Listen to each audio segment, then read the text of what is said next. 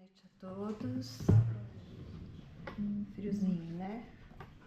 Vamos aquecer então um pouquinho os nossos corações, né? Com as palavras de Emmanuel, desse livro Caminho, Verdade e Vida. Hoje nós vamos conversar sobre as lágrimas. E o trecho que vai ser comentado por Emmanuel está no capítulo 11, no versículo 28 de Mateus, né? O Mateus, a gente já sabe, aquele publicano, né? Aquele que cobrava as taxas, né? Que os judeus deveriam pagar aos romanos. Então o texto é o seguinte, está na Bíblia: Vinde a mim todos os que estáis cansados e oprimidos, e eu vos aliviarei. Esse texto foi dito, quando ele é transcrito por Mateus, é porque Mateus colocou como palavras de Jesus. Mas, se a gente se recordar, né, e já começar a ter na tela mental da gente a figura de Jesus, né? Jesus era puro amor, é puro amor, né? Ele está sempre de braços abertos, de coração aberto, para nos colocar no seu colo, para nos abraçar, para nos acalentar e para nos consolar, né? Quando ele fala do Sermão da Montanha, que ele fala bem-aventurados, ele fala já nos aflitos, né? Bem-aventurados os aflitos, que choram, os que sofrem. Por quê? Porque serão consolados e verão a felicidade. Então, essa perspectiva de sofrer e ver a felicidade, ela já está colocada por Jesus desde as suas primeiras palavras. Então, pontos de vistas, interpretação, o que a gente sente quando ouve essas palavras de Jesus são muitas coisas. São muitas emoções, são sentimentos, são pensamentos, mas sempre que vão nos elevar, que vão sempre nos colocar numa situação de reequilíbrio. Eu vou ler o texto que Emmanuel escreveu e depois a gente vai conversar uns minutinhos sobre ele. Ninguém como Cristo espalhou na terra tanta alegria e fortaleza de ânimo.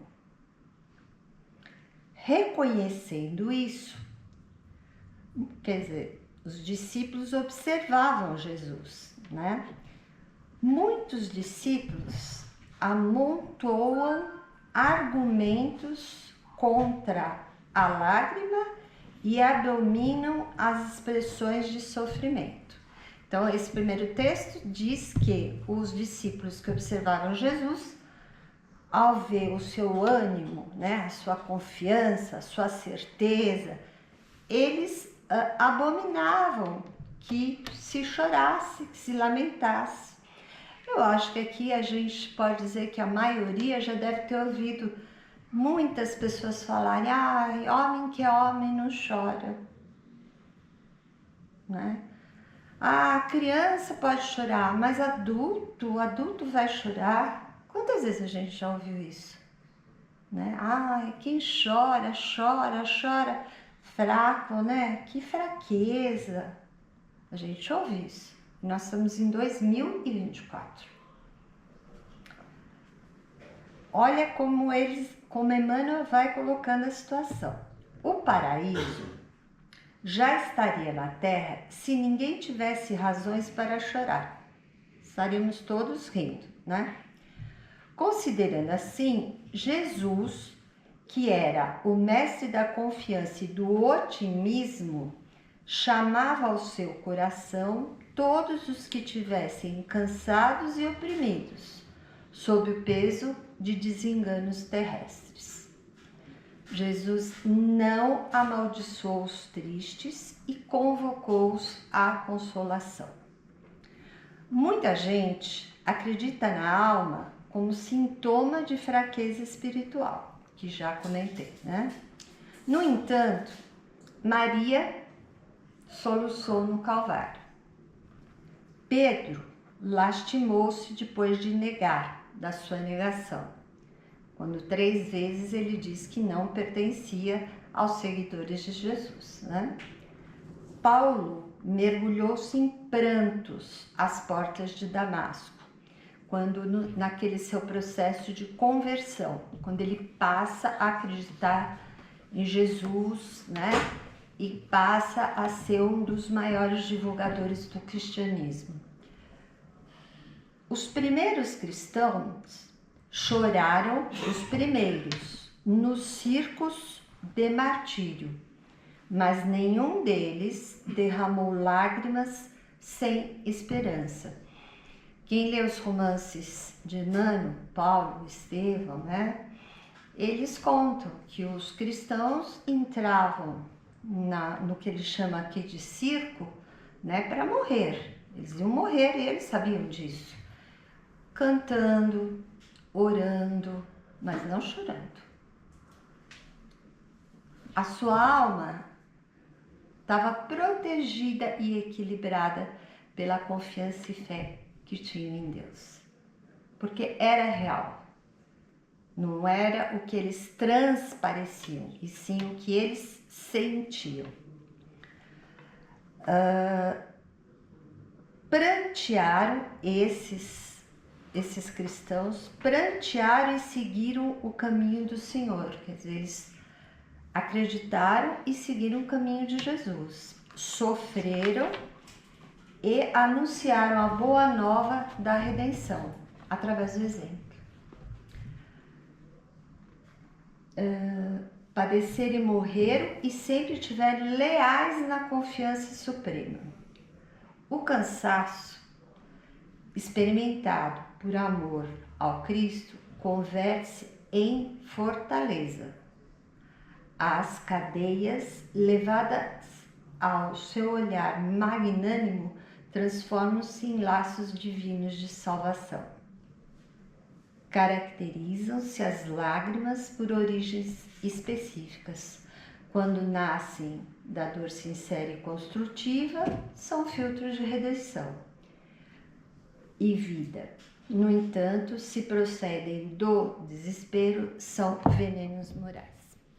Então a gente vai voltar um pouquinho e vai pensar sobre a situação dos discípulos. Quando Jesus escolhe os seus discípulos, ele era um espírito, né? Que eu gostava muito de um expositor que foi meu professor num dos centros que eu fiz o curso, e ele dizia assim que o Jesus tinha olhar de raio-x. Por quê? É um espírito elevado.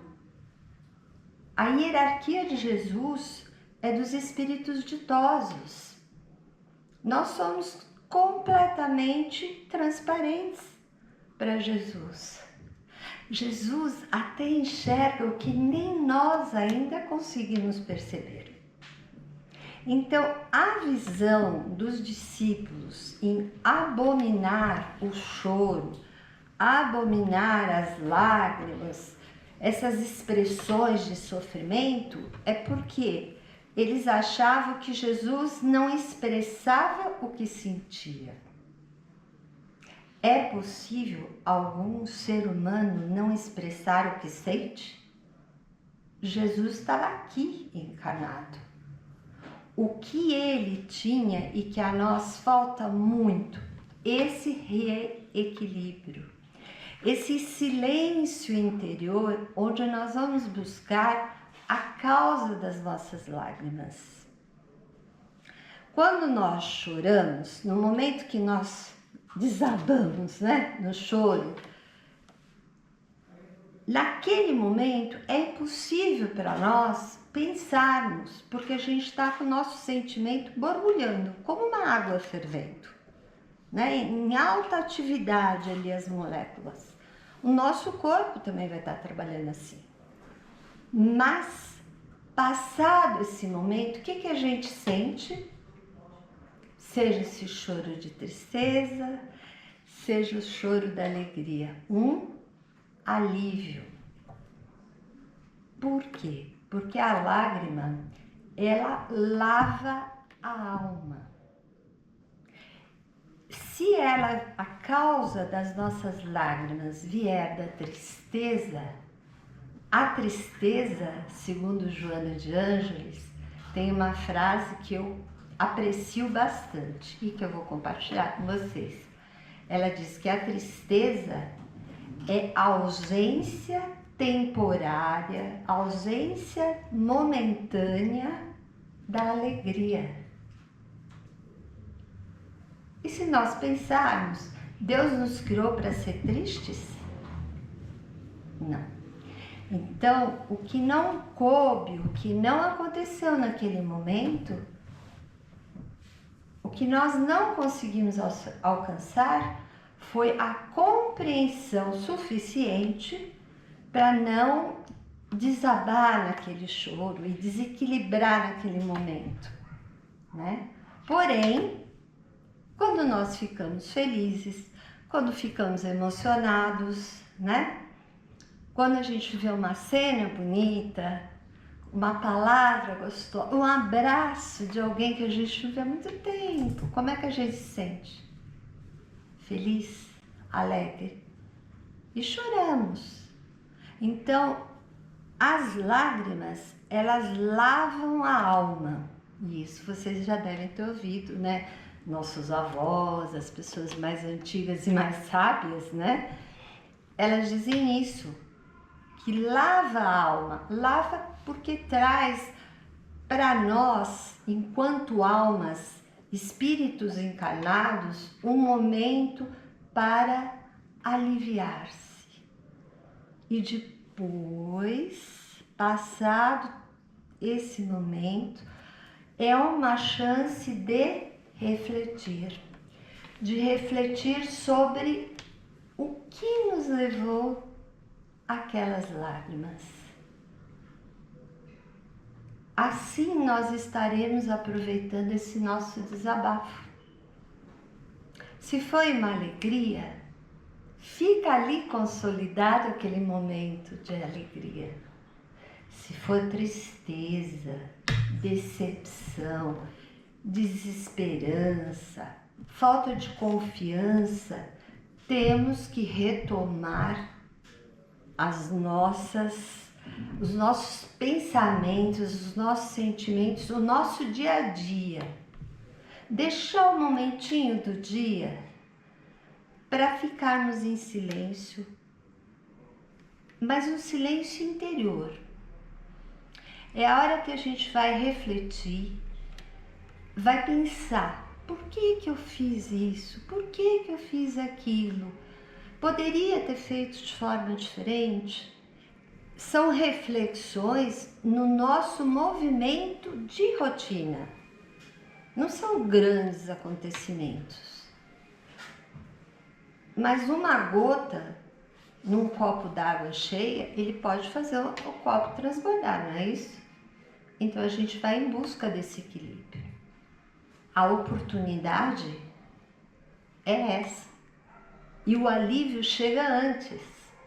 Se nós temos realmente confiança em Deus, se nós mantermos o nosso otimismo, o que é o nosso otimismo? É acreditar que aquilo que nós aprendemos, que nós lemos, que nós ouvimos sobre a Boa Nova, sobre o Evangelho, sobre a Reforma Íntima, sobre o Consolador Primitivo, tudo isso é real. O otimismo é isso, é fincar como numa construção, né? A gente prepara esse solo e finca a base dessa construção com aquilo que a gente tem certeza que vai segurar o que vem por cima. As palavras de Jesus, Moisés, vamos um pouquinho antes. Moisés, veio os 10 mandamentos. Olha tanto de coisa que a gente tem que pensar ali. Ai, a gente ainda não consegue. Sim, por quê? Porque somos espíritos em evolução, tanto quanto os discípulos. Os discípulos não eram da mesma categoria que Jesus. Por isso que eles questionaram. Você acham que uma mãe não vai chorar ao ver o filho crucificado? E ela acompanhou todo o Calvário, toda a caminhada de Jesus. Qual é a mãe que não choraria? Pedro, ele lastimou-se, olha, então ele refletiu através das lágrimas sobre o erro dele. E aí o que ele fez? O lar dele transformou-se na casa do caminho, onde todos os cristãos podiam alojar-se, iam buscar socorro, iam buscar palavras de carinho, de afeto, de compreensão. E muitas vezes até se esconder. Paulo, então, tem aquela história maravilhosa, né? Acredito que um dos romances mais tocantes, que é Paulo e Estevão, que de perseguidor virou seguidor. E dizem que as pessoas não podem mudar numa única encarnação. Será? Alguma coisa para a gente refletir também. Quando nós fazemos esse silêncio interior, a gente consegue despertar dentro de nós o que sempre vamos falando, sempre colocamos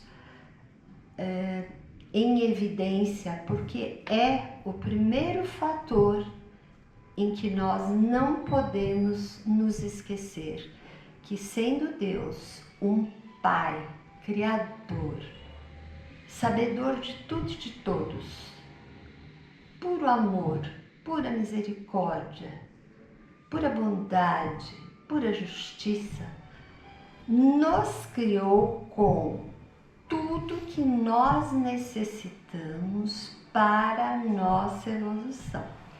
É claro que não podemos ter tanta pressa e acharmos que em uma só vida a gente vai conquistar tudo, mas nós temos que nos permitir ao erro, ao acerto, à alegria, à tristeza, à verdade e à mentira. Eu não sei se vocês sabem, mas a palavra verdade, né, em hebraico, ela não tem plural, porque a verdade é uma só. Interpretações várias. Cada um de nós que lê e estuda o Evangelho vai interpretar com os seus olhos, com o seu ponto de vista. Então, quando nós fazemos essa reflexão, né, o que a gente tem que buscar? Como é que a gente vai fazer? Ele fala aqui no capítulo, cadeias levadas ao seu olhar, quer dizer, levada a Deus transforma-se em salvação.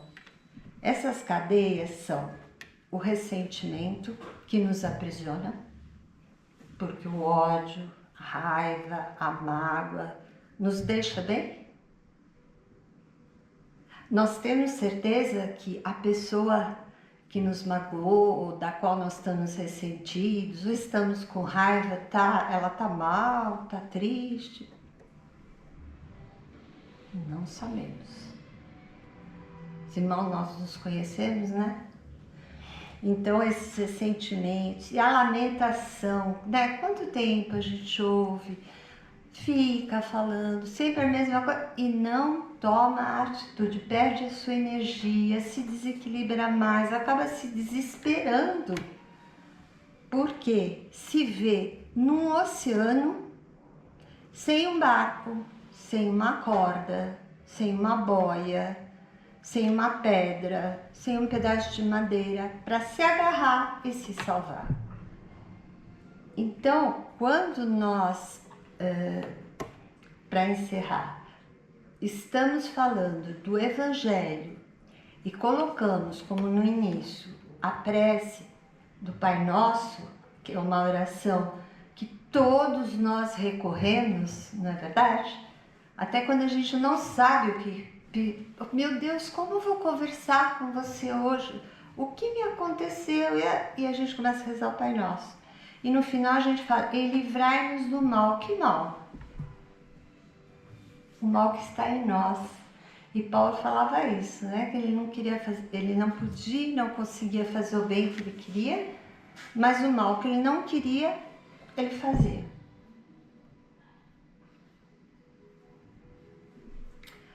Então, ao contrário do que a gente pensa, as lágrimas nos trazem o equilíbrio. As lágrimas são uma oportunidade.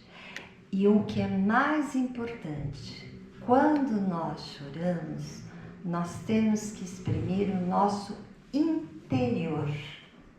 Não precisamos mais de máscara. A gente expressar aquilo que não sente. Porque já estamos esgotados com tantas provas, com tantos desafios, com tantas expiações. E ainda temos que passar para o outro, demonstrar para o outro aquilo que nós não sentimos. A gente está construindo para nós mesmos um ser humano hipócrita. Não é verdade? Tudo isso é um bom momento, eu acredito, por tudo que a gente está passando, para refletir. Porque a gente está vendo muito a desgraça e o lado ruim e mal das coisas. Mas nós temos que acreditar em Deus e a nossa confiança tem que ser plena. Ele não nos criou para sermos infelizes. Ele nos criou para sermos felizes, termos momentos de alegria e nós vamos chegar lá, com fé em Deus, raciocinada e através do estudo e da prática dos ensinamentos de Jesus. Obrigada.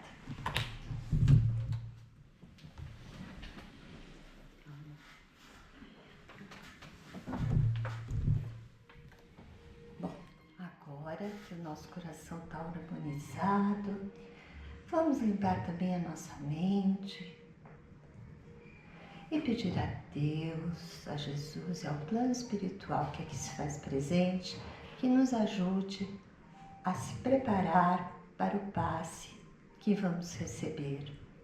Que tudo que estiver ao nosso mérito e dentro das nossas necessidades físicas e espirituais possam ser atendidas. E que diante de tudo que estudamos, de tudo que ouvimos, vamos refletir para que possamos, no nosso dia a dia, doar sempre ao outro e a nós mesmos o que de melhor tivermos.